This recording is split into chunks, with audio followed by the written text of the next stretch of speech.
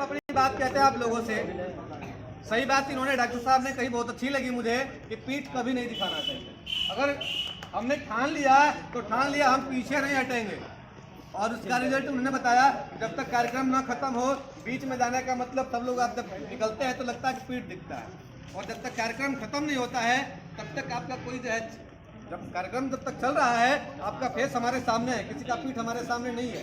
आप सामना कर रहे हैं बातों का, आप हमारे जितने भी हमारे गेस्ट आए हुए हैं उनकी बातों का आप सामना कर रहे हैं, उनके संघर्षों को आप सुनने का काम कर रहे हैं। जैसे अरुणिमा सिन्हा ने जब पैर कट गया, ट्रेन से धक्का दे दिया गया, पैर कट गया, तो वो बहुत करा रही थी, तकलीफ झेल रही थी। अस्पताल पहुंची तो जब उसका होश हुआ तो दोनों पैर कटे हुए थे, नकली पैर लगाए गए, फिर भी 8,848 मीटर की ऊंचाई चढ़ करके एवरेस्ट फतह की और पूरी दुनिया में नकली पैरों से चढ़ने वाली पहली महिला बनी। और अपने जज्बे और जुनून को उन्होंने कर दिखाया कि मैं कर सकती हूँ, मैं अपाहिज हूँ, लेकिन पैरों से, इस दिमाग से और इस मन से मैं अपाहिज नहीं हूँ।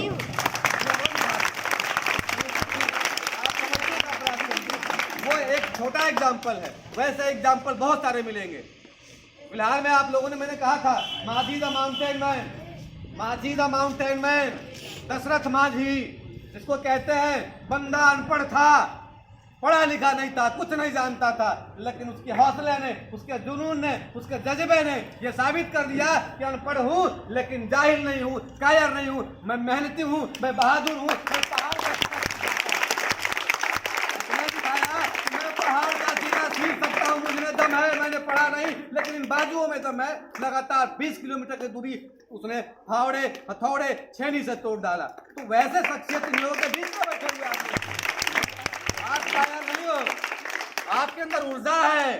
तमाम क्षेत्र बैठे हुए, चाहे फिल्मी दुनिया हो या फिर आपका डिफेंस का क्षेत्र हो, आप रेलवे में जाना चाहते हो, आप IAS बनना चाहते हो, आप IPS बनना चाहते हो, आपके अंदर वो ऊर्जा है, बस पहचानने की देर है कि मैं कर सकता हूँ। मुझे क्या पता था कि मैं मुखिया बनने वाला हूँ, मुझे नहीं पता था,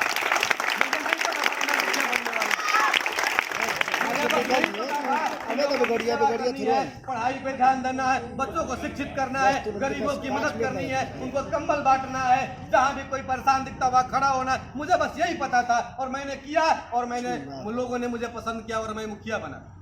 यदि आप डॉक्टर इंजीनियर बनना चाहते हैं, आप IAS बनना चाहते हैं, आप IPS बनना चाहते हैं, कुछ मत करिए, सिर्फ अपना काम करिए, अपनी पढ़ाई शुरू करिए। रोज की जो जिम्मेदारी मिलती है, जो रोज का होमवर्क मिलता है, जो आपकी किताबें हैं, उनके साथ जुड़िए, उनको पढ़ने का काम करिए। मैं दावे के साथ कहता हूँ कि आज से 5 सालों के बाद आपकी तस्वीर बदली हुई नजर आएगी और आपके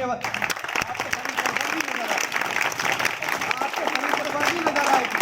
लेकिन वही लोग पिछड़ जाते हैं, वही लोग जो ठेला खुमता चलाते हैं, वही फुटपाथ पर दुकान चलाते हैं, वही मजदूरी करते हैं, वही खेतों में काम करते हैं, वही ईंट बालू का काम करते हैं, जो इस प्रतियोगिता में आते हैं, लेकिन आते तो हैं, लेकिन फिर अंत में जो है नंबर कम होने के चलते फिर पीठ दिखा के भाग जाते हैं। जो टिके हैं यहाँ पर, मैं दावे के साथ कहता हूँ आप टिके रहिए, चाहे प्रतियोगिताएं हो, पढ़ाई हो, शिक्षा हो, आप एक दिन कुछ ना कुछ जरूर बन के निकलेंगे।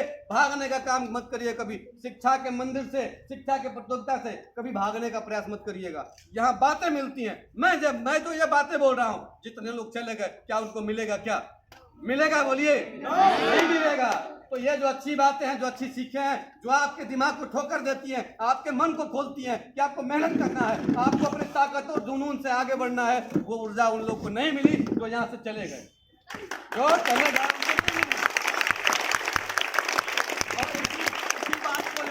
इसी बात को लेके लोग जहाज में कह दिया करते हैं कि जब बुद्धि बटाता है तो कहाँ रह जाए।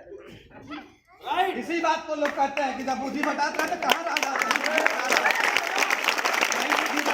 आपको सोचना है कि यहाँ मिल रहा है कुछ, मैं बता देता हूँ, आज हर एक गांव से, हर एक पंचायतों से, प्रखंड से ऐसे भी बच्चे हैं जो आज दरोगा बन के निकल रहे हैं, आज एक सिपाही बन के निकल रहे हैं, और आज आपके बीच से वैज्ञानिक बन के निकल रहे हैं, एक बढ़िया संगीतकार बन के निकल रहे हैं। आप ही के क्षेत्र से आपको समझने की जरूरत है, आपके अंदर भी वो प्रतिभा है। जो कमजोर अपने आप को मानते हैं, वो रस्सी का एग्जाम्पल मैं पहले दे चुका हूँ। जो अपने आप को कमजोर मानते हैं, मैं उनको एक शिशु पौधे का एग्जाम्पल दे चुका हूँ पहले भी, जो पहाड़ों पर भी उगा करते हैं, पत्थरों पर भी उगा करते हैं। वैसे कोमल पौधे जो पहाड़ पर भी निकल आया करते हैं, पत्थरों पर भी निकल आते हैं, वो उनके अंदर वो चिमटता है, उनके अंदर क्षमता है, मैं कहीं से पानी खींच लूंगा, मैं कहीं से खनिज पदार्थ ले लूंगा, मैं पत्थर पर से भी पानी निकाल सकता हूँ, तभी वो पौधा जीवित रहता है उस पत्थर पर भी। वो जीवटता आपके अंदर भी होनी चाहिए, ऐसे नहीं होने वाला।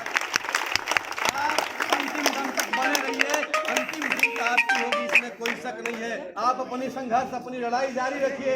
और जानते हैं, एक बात जान लीजिए, एक कड़वी सच्चाई, एक पौधा लगा दीजिए और इंतजार करिए कि जब बड़ा हो जाएगा तो मैं उसको खाद देने जाऊंगा, मैं उसको पानी देने जाऊंगा, पता चलेगा कि वो पौधा सूख के मर चुका है। पता चलेगा कि आपने सोचा था कि बड़ा हो जाएगा तब पानी दूंगा, उसको खाद दूंगा, उसको छीटूंगा, उसको देखूंगा, तब तक पौधा वो मर चुका होगा। मतलब ये कि आप एक पौधा है, आज आपको पानी की जरूरत है, आपको खाद की जरूरत है, मतलब आज आपको सही दिशा की जरूरत है, आपको आज ज्ञान की जरूरत है, आपको जरूरत है शिक्षा की, जिसके माध्यम से आगे बढ़ा जा सकता है। लेकिन आज आप भागने का काम करते हैं। मैं पहले भी कह चुका हूं, जब तक एक अधिकारी, एक नेता, एक वक्ता ऐसे व्यक्तियों के बीच नहीं बैठिएगा, दो बातें उनकी नहीं सुनिएगा, तो आपको रास्ता मिलने वाला नहीं है, नहीं रास्ता मिलने वाला, कोई नहीं दिखाएगा। गाँव में आप जाएंगे, गाँव में जब आप जाते हैं तो सच्चाई जान लीजिए, लोग यही कहते हैं लड़कियां गिरने से खाली बस से पढ़े, उनका कुछ बनिया तक हो कि डॉक्टर बनिया सा कि सिपाही हुई सा, खाली नौटंकी करता चल किया। ये मिल बोलने वाले 36 लोग आपके रास्ते में मिलेंगे। आपके वो भाई भी हो सकते हैं, आपके चाचा भी हो सकते हैं, आपके पड़ोसी भी हो सकते हैं, आपके घर के लोग ऐसे भी मिलेंगे कि उनसे कुछ हो ही, दिन भर घूमने करने की तबीयत ले रहे ना। लेकिन वैसे लोगों के बीच रहिएगा, जो अधिकारी है, जो कर्मचारी है, जो डॉक्टर है, जो लेखक है, जो वक्ता है, वही कहेगा कि बाबू तुम कर सकते हो, तुम कर सकते हो, तुम्हारे ये मौका मिलता कहाँ है, ये मौका कहाँ मिलता है।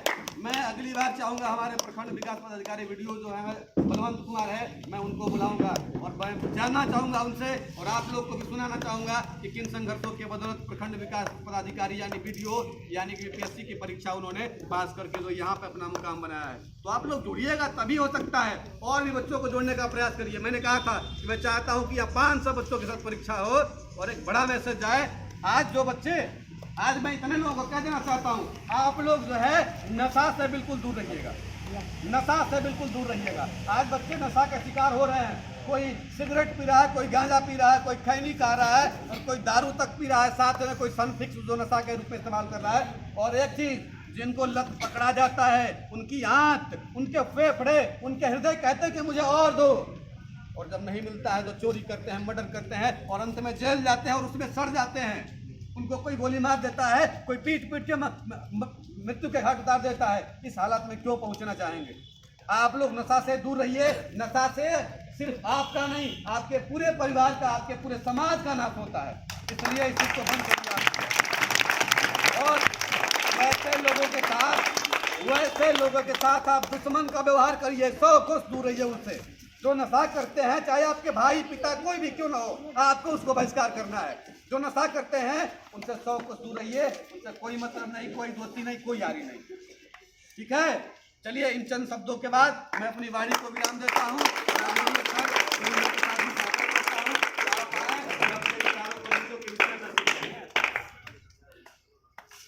और ये मान आए